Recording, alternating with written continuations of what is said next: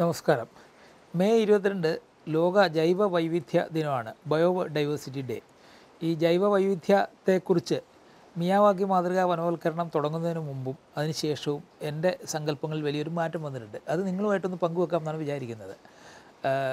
പണ്ട് ഈ ജൈവ വൈവിധ്യം എന്ന് പറയുമ്പോൾ എൻ്റെ മനസ്സിലേക്ക് ഓടി വരുന്ന ഈ ആന, കാണ്ടാമൃഗം, കാട്ടുപോത്ത്, അല്ലെങ്കിൽ വംശനാശം വന്നുകൊണ്ടിരിക്കുന്ന ജീവികൾ, കടുവ, ഇതൊക്കെയായിരുന്നു. അതിന് കാരണം നമ്മൾ ഈ ചെറിയ പ്രാണികളെയൊന്നും ഒരിക്കലും നമ്മൾ ജീവികളായി കൂട്ടിയിരുന്നില്ല, അല്ലെങ്കിൽ കണ്ടിരുന്നില്ല. പ്രാണി എന്ന് കേൾക്കുമ്പോൾ പെട്ടെന്ന് മനസ്സിലോട്ട് വന്നിരുന്നത് നമ്മുടെ ഈ വിളക്കത്ത് വീഴുന്ന പ്രാണികൾ, അല്ലെങ്കിൽ നമ്മൾ ലൈറ്റ് ഇടുമ്പം അതിന് ചുറ്റും വന്ന് പറന്നിടുന്ന ഈയൽ, അല്ലെങ്കിൽ ചിലപ്പോൾ മഴക്കാലത്തൊക്കെ തിണ്ണി ചാടിക്കയറി വരുന്ന വലിയ കൊമ്പൻ ചെല്ലി, വണ്ട്, ഇങ്ങനെയൊക്കെ കുറേ സാധനങ്ങളൊക്കെ കാണുന്നുള്ളല്ലാതെ വലിയൊരു പ്രാണി ലോകം തന്നെ ഉണ്ടെന്നുള്ള കാര്യം അറിയില്ലായിരുന്നു. ഞങ്ങൾ ഇവിടെ ആദ്യത്തെ മിയാവാക്കി മാതൃകാ വനം വെക്കുമ്പോൾ അതിൽ ഏകദേശം 400 മരങ്ങളുണ്ടായിരുന്നു. 400 മരങ്ങളാണ്ട് 100 സ്പീഷീസിൽ പെട്ടതായിരുന്നു. അപ്പോൾ ഈ 400 ചെടികൾ, മരങ്ങളല്ല, ഏകദേശം 100 മരങ്ങളും ബാക്കി ചെറുമരങ്ങളും വൃക്ഷങ്ങളും ഒക്കെ ആയിട്ടാണ്, കുറ്റിച്ചെടികളൊക്കെ ആയിട്ടാണ്.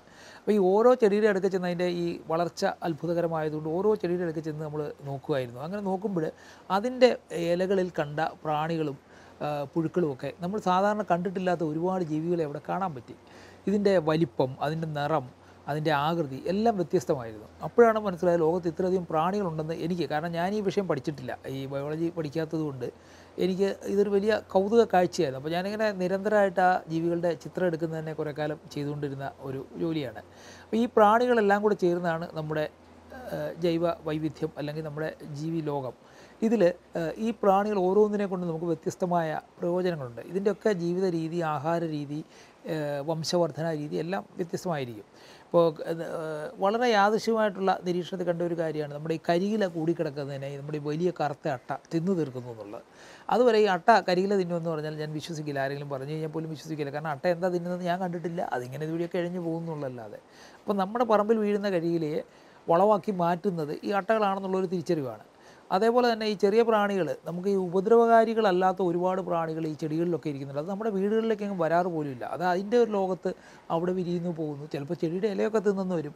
അപ്പോൾ അത്തരം ഒരുപാട് പ്രാണികളുണ്ടായിരുന്നു. ഈ പ്രാണികൾ ഇല്ലാതാകുമ്പോൾ മാത്രമാണ് ഇതുകൊണ്ട് നമുക്ക് എന്ത് ദോഷം സംഭവിക്കുന്നു എന്നറിയുന്നത്. ഉദാഹരണത്തിന് ഈ കോലരക്ക് നമുക്ക് ഒരു മരത്തിൽ നിന്ന് കിട്ടുന്നതാണ്. പക്ഷേ ആ കോലരക്ക് മരത്തിൽ നിന്ന് കിട്ടണേ അതിനവിടെ ഒരു പ്രത്യേക പ്രാണി ഉണ്ടാവണം. ഈ പ്രാണി ഇല്ലാതായി കഴിഞ്ഞാൽ നമുക്കത് കിട്ടില്ല. അതുപോലെ തന്നെ വളരെ രസകരമായ ഒരു കഥ ഞാൻ നേരത്തെ പറഞ്ഞിട്ടുണ്ടോ എന്ന് എനിക്കറിയില്ല. ഈ പാം ഓയിൽ ഉണ്ടാകുന്ന ഒരു പാമുണ്ട്, എണ്ണപ്പന, അതായത് എണ്ണയെടുക്കുന്ന പന. ഈ പന മലേഷ്യയിൽ നിന്നാണ് നമ്മൾ അതിൻ്റെ വിത്ത് കൊണ്ടുവന്ന് കേരളത്തിൽ ഒക്കെ പാകി കിളിപ്പിച്ച് നമ്മുടെ ഇവിടെ കേരളത്തിൽ തന്നെ പുനലൂർ വലിയൊരു പനന്തോട്ടം ഉണ്ടാക്കി. പക്ഷേ അവിടെ കായ ഉണ്ടാകുന്നില്ലായിരുന്നു, അവിടെ എണ്ണക്കുരു ഉണ്ടാകുന്നില്ലായിരുന്നു. അപ്പോൾ അന്ന് അതിൻ്റെ മാനേജിംഗ് ഡയറക്ടറായിരുന്ന ഡോക്ടർ PM എബ്രഹാം എന്നൊരാൾ, അദ്ദേഹം മരിച്ചുപോയി, കുറേ നാൾ മുമ്പാണ് അദ്ദേഹം മരിച്ച വാർത്തയൊക്കെ പത്രത്തിലുണ്ടായിരുന്നു.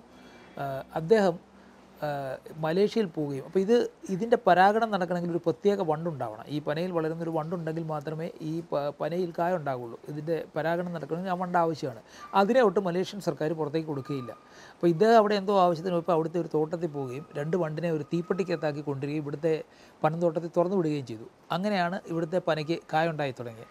അപ്പോൾ ഈ നമ്മുടെ ഈ പറയുന്ന പോലെ ഈ ചെടിക്കൊക്കെ എല്ലാം നമ്മൾ വിചാരിക്കും ചിത്രശലഭങ്ങളും തേനീച്ചകളും ആയിരിക്കും എല്ലാത്തിലും പരാഗണം സംഭവിപ്പിക്കുന്നത്. പക്ഷേ ഇതിനൊക്കെ പ്രത്യേകം ജീവികൾ ഉണ്ടായേക്കാം. ഈ പ്രധാന വിഷയം എന്താ വെച്ച് കഴിഞ്ഞാൽ 40% പ്രാണികൾ ലോകത്ത് നിന്ന് അപ്രത്യക്ഷമായി കഴിഞ്ഞു. ഇന്ന് വരെ ഉണ്ടായിട്ടുള്ളതിൽ 40% പ്രാണികൾ ഇപ്പോൾ ഇല്ല. എന്ന് മാത്രമല്ല, മറ്റ് പ്രാണികളുടെ വളർച്ചാ നിരക്കിൽ പ്രതിവർഷം 9% കുറവ് വരുന്നുണ്ടെന്നാണ് പറയുന്നത്. അപ്പോൾ അടുത്ത കുറേ വർഷം കഴിയുമ്പോഴേക്കും കുറേ പ്രാണികൾ കൂടെ തിരിച്ചു കിട്ടാൻ വയ്യാത്ത തരത്തിൽ ഇവ അപ്രത്യക്ഷമാകും. അത് പോയി കഴിയുമ്പോൾ മാത്രമേ നമുക്ക് എന്ത് ദോഷം അതുകൊണ്ടുണ്ടായി എന്നറിയാവുള്ളൂ. നമ്മളെ തോന്നിയാൽ പ്രാണികൾ എന്ന് പറഞ്ഞാൽ നമ്മളെ ഉപദ്രവിക്കുന്ന ഒരു കൂട്ടം ജീവികളായിട്ടാണ് നമ്മളതിനെ കാണുന്നത്. പക്ഷേ ഈ പ്രാണികൾക്ക് നിയന്ത്രണം അവയ്ക്കിടയിൽ തന്നെയുണ്ട്. ഇപ്പോൾ ഒരു തവള അതിൻ്റെ ശരീരഭാരത്തിൻ്റെ 20 ഇരട്ടി ഈ പ്രാണികളൊക്കെ കഴിക്കുമെന്നാണ് പറയുന്നത്. 20 ഇരട്ടിയാണോ 40 ഇരട്ടിയാണോ എന്ന് ഓർക്കുന്നില്ല, മറന്നുപോയി. അങ്ങനെ എന്തോ ഒരു കണക്കാണ്. എന്തായാലും 20 കുറയില്ല, 40 ഉണ്ടോ എന്ന് ഓർക്കുന്നുമില്ല.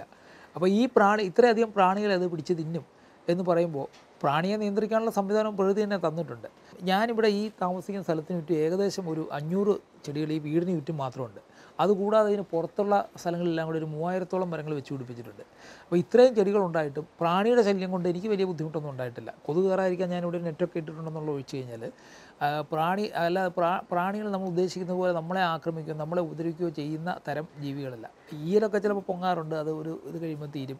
ഈ വെള്ളത്തിൽ വീഴുകയാണെങ്കിൽ മീൻ അതിനെ പിടിച്ച് തിന്നും, തവള കുറേ സാധനങ്ങളെ തിന്നും, അങ്ങനെ ഇതൊക്കെ അങ്ങ് തീർന്നു പോവുകയാണ് ചെയ്യുന്നത്. അപ്പോൾ എന്ന് മാത്രമല്ല ഈ പ്രാണികളെക്കുറിച്ച് ഒരുപാട് മനസ്സിലാക്കാനും പറ്റുന്നുണ്ട്. ഇപ്പോൾ ഈയിടെ ഒരു ചിത്രശലഭത്തിനെ ഒരു പച്ചക്കുതിര പിടിച്ചു വെച്ചുകൊണ്ടിരിക്കുന്നുണ്ട്. അപ്പോൾ ഈ പച്ചക്കുതിരയെ ഞാനൊരു വെജിറ്റേറിയനായിട്ട് സസ്യഭോജിയായിട്ടാണ് കണ്ടിരുന്നത്. പക്ഷേ ഈ ചിത്രശലഭത്തെ ഇവൻ പിടിച്ച് ആക്രമിക്കുന്ന കണ്ട് എന്താണെന്ന് നോക്കിയപ്പോഴാണ്, ഇൻ്റർനെറ്റിൽ പരിധി നോക്കിയപ്പോഴാണ് പച്ചക്കുതിരകളിൽ ഈ ജീവികളെ തിന്നുന്ന ഇനം പച്ചക്കുതിരകളുണ്ട്, സസ്യഭോജികളുമുണ്ട്, മറ്റേ മാംസഭോജികളും ഉണ്ടെന്നുള്ള കാര്യം കാണുന്നത്. അപ്പോൾ അത്തരം ഒരുപാട് കാര്യങ്ങൾ ഇതേക്കുറിച്ച് പഠിക്കുന്ന കുട്ടികൾക്കും മറ്റവർക്കൊക്കെ പഠിക്കാൻ താല്പര്യമുള്ള കാര്യങ്ങൾ നമുക്ക് നിരീക്ഷിക്കുമ്പോൾ കിട്ടും. പക്ഷേ ഈ പ്രാണികൾ ഇല്ലാതായി കഴിഞ്ഞാൽ നാളെ മനുഷ്യനെ അതെങ്ങനെ ബാധിക്കും എന്നുള്ളത് നമുക്കറിയില്ല. ഇതേപോലെ തന്നെയാണ് ഈ ചെടികളുടെ അവസ്ഥ. ഒരുപാട് വള്ളിച്ചെടികൾ, ഇപ്പോൾ നമ്മുടെ ഇവിടെ എങ്ങും വള്ളിച്ചെടികൾ കാണാനില്ല. നമ്മൾ പലപ്പോഴും കള തെളിക്കാറുണ്ട്. പക്ഷേ എന്തുകൊണ്ട് കള ഉണ്ടാകുന്നു എന്ന് ചോദിച്ചാൽ, കള ഉണ്ടാകുന്നതിന് മുമ്പ് അവിടെ കുറേ ചെടികളുണ്ടായിരുന്നു. ഇപ്പോൾ തഴുതാമ നമ്മുടെ നാട്ടിലെല്ലാം പടർന്ന് കിടക്കുന്നതാണ്. ഈ തഴുതാമ ഉള്ള സ്ഥലത്ത് വേറെ ഒന്നും കിളുക്കാറില്ല, കാരണം തഴുതാമ ആ പ്രദേശം അങ്ങ് മൂടിക്കിടക്കുകയാണ്. ഇപ്പോൾ തഴുതാമ എങ്ങും കാണാറില്ല. അപ്പോൾ നമ്മൾ കിളയ്ക്കുന്ന സമയത്ത് ഈ തഴുതാമ കംപ്ലീറ്റ് ആയിട്ട് മാറ്റും. നമ്മൾ കിളയ്ക്കുക എന്ന് പറഞ്ഞാൽ പറമ്പ് വൃത്തിയാക്കുകയാണ്. പറമ്പ് വൃത്തിയാക്കുക എന്ന് പറഞ്ഞാൽ ഒരു ഇല പോലും ഇല്ലാതെ ആ സ്ഥലത്തെ മാറ്റിയെടുക്കുക എന്നുള്ളതാണ്. അപ്പോൾ പിന്നെ സംഭവിക്കുന്നതാണ്, പെട്ടെന്ന് വളരുന്ന കളകൾ, അത് ഈ അധിനിവേശ സസ്യങ്ങൾ പലയിടത്തു നിന്ന് വന്നതിൻ്റെ വിത്തുകളും മറ്റും അവിടെ വീഴുകയും ഈ തഴുതാമ ഭൂമിയെ വളരെ കാര്യമായി സംരക്ഷിച്ചുകൊണ്ടിരുന്ന സ്ഥലത്ത് ഈ അധിനിവേശ സസ്യം വീണ് അതിൻ്റെ ഒരു കാടുണ്ടാകുകയും ചെയ്യുകയാണ്. അപ്പോൾ നമ്മുടെ ഈ നാച്ചുറലായിട്ട് പ്രകൃതിദത്തമായിട്ടുണ്ടാകുന്ന ചെടികളെ മുഴുവൻ നമ്മളിവിടെ നിന്ന് മാറ്റിക്കഴിയുമ്പോൾ അവിടേക്ക് വേറെ ഒരു ഭാഗം ചെടികൾ വന്നു കയറുന്നുണ്ട്. അപ്പോൾ ഇതൊക്കെ നമ്മൾ മനസ്സിലാക്കണമെങ്കിൽ, അല്ലെങ്കിൽ ഇതേക്കുറിച്ച് നമ്മൾ പഠിക്കണമെങ്കിൽ നമ്മൾ പ്രകൃതിയെ കാണുക എന്ന് മാത്രം മതി. വേറെ എല്ലാത്തിനും വലിയ ഒരു വിജ്ഞാനത്തിൻ്റെ ആവശ്യമൊന്നുമില്ല. പാഠപുസ്തകം കോളേജിൽ പോയോ പഠിക്കേണ്ട കാര്യമില്ല. നമ്മൾ സൂക്ഷ്മമായിട്ട് നിരീക്ഷിച്ചാൽ നമുക്ക് കാണാൻ കഴിയാവുന്ന കാര്യങ്ങളാണ്. പക്ഷേ എന്തുകൊണ്ടോ ചെടികളും പ്രാണികളും എല്ലാം നമ്മുടെ ശത്രുക്കളാണെന്ന് നമ്മൾ കാണുന്നു. അടുത്ത ഒരാഴ്ച കഴിഞ്ഞ ആഴ്ച പലരും ഇങ്ങനെ കാട് വെക്കുന്നതിനെക്കുറിച്ചുള്ള പല സംശയങ്ങളും ചോദിക്കുന്ന കൂട്ടത്തിൽ ഒരാൾ എന്നോട് ചോദിച്ചു, എനിക്ക് ഒരു കാട് വെക്കണം, പക്ഷേ എൻ്റെ വീട്ടിലേക്ക് ഒരു ജീവിയും വരാൻ പാടില്ല, പിന്നെ ചെടികളുടെ ഈ ഇലയൊന്നും മുറ്റത്തേക്ക് വീഴാൻ പാടില്ല, അങ്ങനെ ഒരുപാട് വ്യവസ്ഥകൾ അദ്ദേഹം വെച്ചു കാട് വെക്കുന്നതിന്. അപ്പോൾ ഞാൻ അദ്ദേഹത്തിനോട് പറഞ്ഞു കഴിഞ്ഞാൽ ഇതൊക്കെ കൂടെ കൂടിയതാണ് കാട്. ഇനി അതല്ലാതെ നമുക്കൊരു കാട് വേണമെങ്കിൽ പിന്നെ നമുക്ക് ഏക മാർഗ്ഗം നമ്മൾ ഭിത്തിയിൽ വലിയൊരു 72 ഇഞ്ചിൻ്റെ ടെലിവിഷൻ വെച്ചിട്ട് നാഷണൽ ജിയോഗ്രാഫിക്കിൻ്റെ വീഡിയോകൾ കാണുക എന്നുള്ളത് മാത്രമാണ്. അല്ലാതെ പ്രാണികളെയും മരങ്ങളെയും നമ്മുടെ വീട്ടിലേക്ക് ഉപദ്രവമില്ലാതെ, അദ്ദേഹം പറയുന്നത് വെച്ചാൽ ഒരു ഇൻട്രാക്ഷൻ, ഈ പ്രാണികൾ ഇതിൽ നിന്ന് പുറത്തേക്ക് വന്ന് നമ്മളുമായിട്ട് ഇടപെടുന്ന തരത്തിലുള്ളൊരു സംഗതി ഉണ്ടാവരുത്. പ്രാണികൾ പറന്ന് നടക്കും, മിന്നാമിനൊക്കെ പറന്ന് നമ്മുടെ തിന്നലൊക്കെ വന്നിരിക്കുന്നതിന് നമ്മൾ വല്ലൊരു പരാതി പറയാറുണ്ടോ? അപ്പോൾ അതൊക്കെ ഇതിൻ്റെ കൂട്ടത്തിലുള്ളതാണ്, സ്വാഭാവികമായിട്ടുള്ളതാണ്.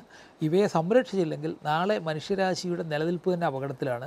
ഇപ്പോൾ തന്നെ നമ്മൾ വളരെ താമസിച്ചു പോയി. അതുകൊണ്ട് നമുക്ക് ചെയ്യാവുന്ന കാര്യം മിനിമം 10 ചെടികളെങ്കിലും ഒരു വ്യത്യസ്തമായ നമ്മുടെ സ്വദേശ സസ്യങ്ങൾ ഒരു 10 എണ്ണമെങ്കിലും വെച്ച് കഴിഞ്ഞാൽ ഒരു പക്ഷേ നമ്മൾ ഏതെങ്കിലുമൊക്കെ പ്രാണികളെ സംരക്ഷിക്കുകയോ അവർക്ക് അഭയം കൊടുക്കുകയോ ആയിരിക്കാം.